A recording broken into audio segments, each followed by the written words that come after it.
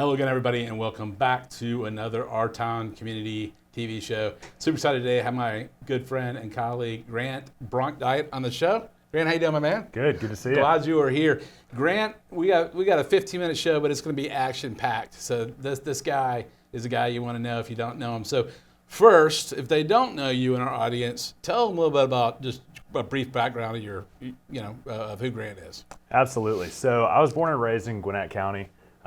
Grew up, went to Providence Christian Academy, and really had a passion for being an entrepreneur. And I had always really had the dream to go in and own my own business, but I really never knew what that was going to look like. Got it. And so anyway, long story short, I went off to college and got a dream job of mine, but realized that's not what I wanted to do. I wanted to be my own boss. And so my senior year of college, I actually started my own moving company. That's right. I did it on a whim. I didn't really know what I was doing, but the story of entrepreneur. Absolutely. But I jumped into it, gathered a couple buddies, rented a couple of trucks, and it really turned into my career. I quit my job, launched a moving company, and we're 4 years in, and it's been an incredible journey. I remember talking to you way back when, and the passion was just, when I finished my dissertation research, it was these certain qualities, but the passion and this desire to, it wasn't about chasing money. What I learned, it was about people. I want to be my own boss, and if all the stuff I do it correctly, run the business correctly, the other stuff will follow. Absolutely. Well, and that shows. Well, you have a big slogan. I know, not a slogan, but a mantra. What's your mantra? People. Right. People over profit. And I mean, y'all really y'all live by that. We do. And what I learned when I was coming up through the ranks of working for other people and really trying to figure out what my passions were and where I wanted to be with my life, a wise man that was really successful told me that if you honor God and serve people, the money will follow.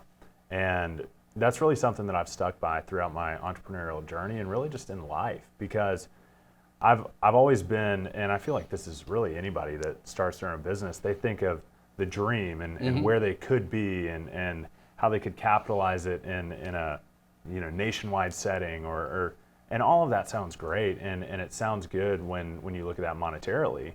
But when you really take a step back, you realize that's not what it's about. And being an entrepreneur for me has been so much more valuable than just earning a paycheck. Right. And I've really learned that being my own boss and making my own decisions for not only my employees and my company, but having the freedom to make it for myself and my family, and really having that desire to serve people, that's really what being an entrepreneur is about to me, is stepping outside, making your own choices, having the freedom to treat people the way you want to in business, having the freedom to invest in something that's important to you or give back to something that's important to you. And you really can't do that when you work for somebody else. So that's really been the coolest thing for me about being an entrepreneur. Do you feel, for the other entrepreneurs to be listening to this show from anywhere, it's, there's a risk with everything, but if it's in your heart and you're passionate about it, that it's something that it's not, but it's not for everybody. That's right. And I think you hit the nail on the head with that. It absolutely is a risk, and people need to recognize that starting a business is nothing that's guaranteed. However, it's a risk that if you have any desire for it, you've got to take it. I agree. And, people tell me, I tell Grant, I hear people say, I'm good just with working for somebody. I'm like, but what's the guarantee that you're going to have the job there? That's right. There's no guarantee of that either. Right. And I believe that, going off of your point with that, I believe that being an entrepreneur is actually one of the safest routes you can go because you're betting on yourself. You're betting on yourself, and but the thing I think a lot of people don't realize is the amount you probably work more hours than working for yourself, but you don't feel like it's work. Is that fair? That's so true. And I've always said this, and I've heard people say this, on podcasts and read it in books, but I'd rather make $50,000 a year working for myself than $100,000 a year working for somebody else. It's a whole quality of life. It is. And, I've really tried to focus on a couple of different things of really what my goal of being an entrepreneur is. And the goal really is freedom. And, I'm such a freedom advocate and in all aspects of life, but really in my career and in my journey of entrepreneurship, I just desire freedom. And what I mean by that is mainly time. You know, when you're an entrepreneur and you've worked your tail off and you've built a business that can almost satisfy itself and run itself, you have freedom. And that's one of the things that money can't buy. You know, that's so poignant in that, it doesn't matter how much money you have, because the time is we get 24 hours a day, 7 days a week. That's it. Right. I mean, I don't care what you do, what human you are, that's it. So that precious resource, having a business that you've invested in and having good people working for you, which we can't understate, is it's just great. And just telling our audience, the growth you guys have had is amazing, but you've done things the right way from day one. And how important were those relationships of family and friends or colleagues when you started this business? I mean, were those people that, hey, we believe in you, Grant, and we're going to get, were those people important? Absolutely. I mean, I feel like, when you start a business, relationships are the number one priority, no matter what, whether that be networking, whether that be people that have your back. Relationships are the foundation to entrepreneurship.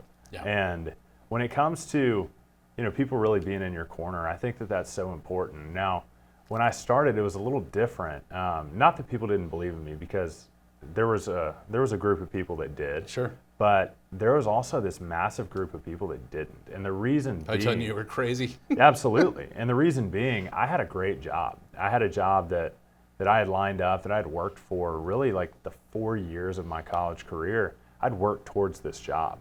And I had it. And when I left that to start in the blue-collar industry for myself that I knew nothing about, naturally people think you're crazy. What are you doing? Exactly. And in my opinion, that was the safest, best route I could go, was to bet on myself. But I think that, going back to your question, having the people in your corner and having those relationships is the most important thing that you can do. You can leverage relationships in business, and you can leverage them in life as well. Oh, sure. And building a relationship is not about leveraging it, but when you really cultivate and nurture a relationship, people will do things for you, and people will go to bat for you in ways that if you just came and cold called or knocked on their door, they wouldn't.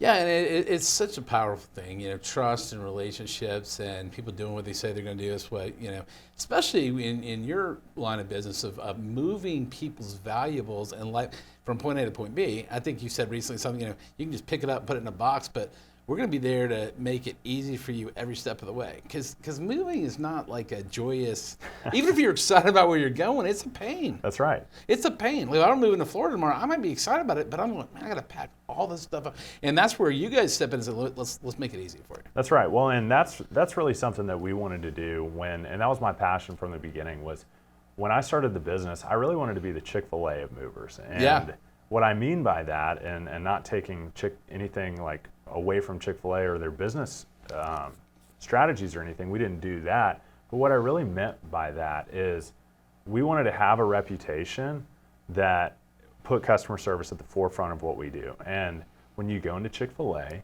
that's what you get. It is.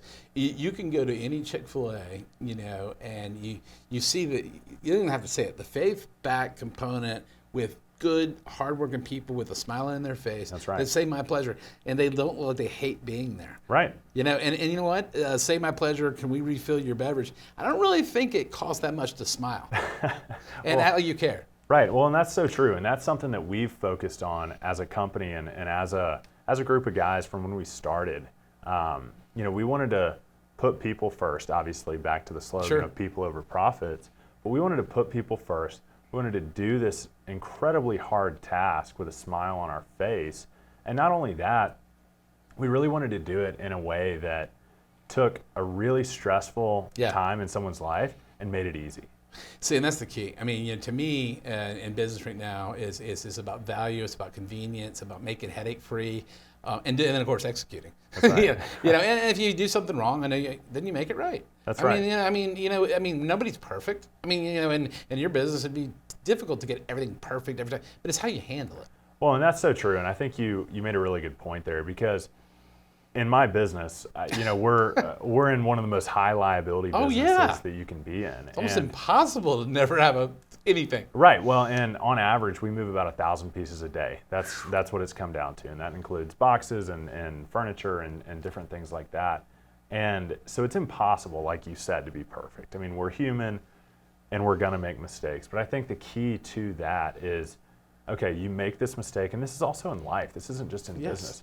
You make a mistake, but how do you recover? You know, what do you do after that mistake is made to bring yourself back and get back on the horse, for lack of better terms? And that's really what building a business is all about. Yeah, you know, and somebody told me a long time ago, I was early in business, and they said, you know, you really see, you know, if you hire a vendor or somebody to come do some service for you, you really see their true colors when there is a mistake. That's right. Because if they step up and go, we're going to make this 100% right and make it easy, most people are like, I mean, most people. But to suggest that things aren't going to happen, they do. I mean, they just do.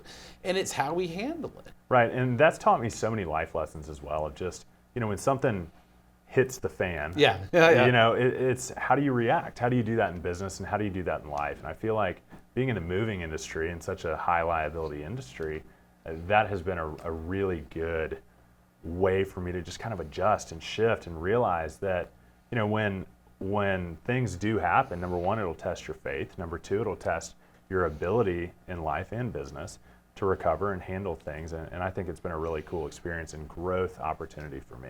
And you mentioned your faith. I know your faith is important to you in terms of, and I know you got married. Congratulations. Thank you. I appreciate that. Yeah, that's exciting times. But I know the faith component of, you know, having faith beyond yourself is very important to you. That's right. And I feel like having your own business is really a platform for your faith. Oh, sure. And you know what I tell all of my guys, and you know, we're in a very unique industry where, you know, sometimes you don't have employees with the same background as you, and I mean that's in any business. Sure.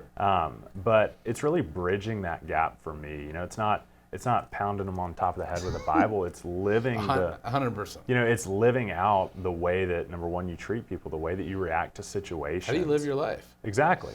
That's my biggest thing. I mean, we know each other pretty well, but it's how you handle yourself. How do you write your messages? What do you say to people? Do you hold your word? I think people get a feel for what you believe in without knocking them over the head going, and you know what? I'm the first to say, dude, I screw up stuff all the time. and you know, you can't take yourself, you and I've talked about this on the phone before. I mean, you do your best, but when you do, you get up and say, I'm not talking about business, it's just like, I said that the wrong way, I didn't mean it that way. But people appreciate that, the humanness, right? That's right.